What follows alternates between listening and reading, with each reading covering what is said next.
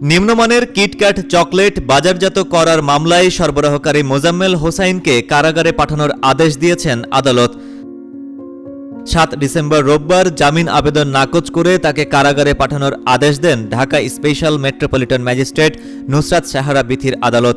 মামলার বাদী ঢাকা দক্ষিণ সিটি কর্পোরেশনের খাদ্য পরিদর্শক কামরুল হাসান এ তথ্য জানিয়েছেন।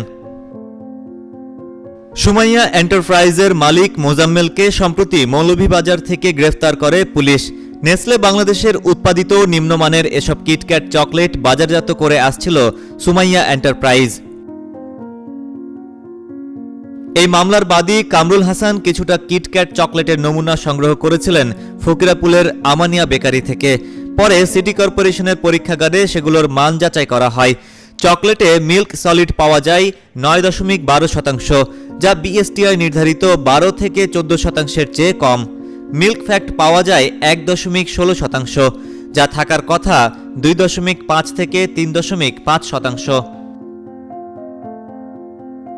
কামরুল হাসান বলেন, মিল্ক সলিড কম থাকার মানে হলো খাদ্যে ভেজাল থাকতে পারে, আর মিল্ক ফ্যাট কম থাকা বোঝায় দুধের চর্বির পরিবর্তে তেল বা ভেজিটেবল ফ্যাট ব্যবহার করা হয়েছে। গত 3 নভেম্বর মামলা হওয়ার পর মোজাম্মেলকে গ্রেফতারে পরোয়ানা জারি করেন আদালত। 24 নভেম্বর কামরুল হাসান আরেকটি মামলা করেন। সেই মামলায় নেসলে বাংলাদেশের ব্যবস্থাপনা পরিচালক দীপাল আবে বিক্রমা ও পাবলিক পলিসি ম্যানেজার রিয়াসাত জামানকে আসামি করা হয়।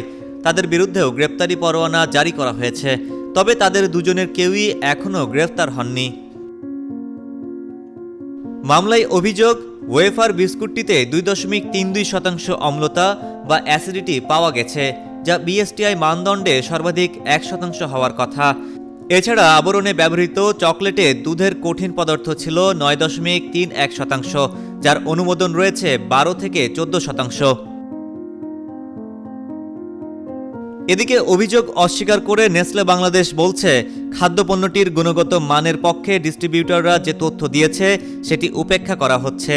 নেসলের 2 কর্মকর্তার বিরুদ্ধে মামলা করার আগে কোনো ধরনের যোগাযোগ করা হয়নি বলেও দাবি করে কোম্পানিটি।